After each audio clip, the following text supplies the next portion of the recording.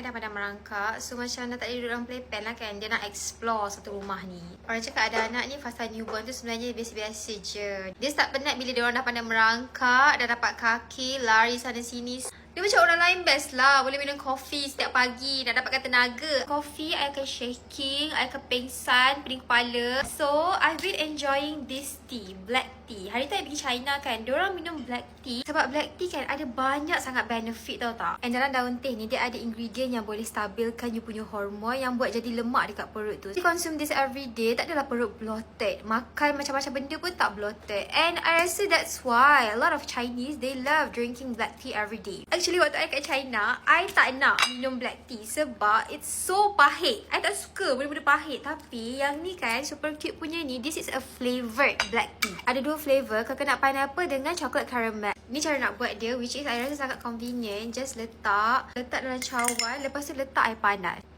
Lagi satu, korang ingat coffee je ke ada caffeine? Teh pun ada caffeine. Cumanya dia punya caffeine tu tak adalah sama level dengan coffee. Nak yang mengejar anak merangkak belum lagi dia berjalan. Memang ini benda yang wajib minum hari-hari.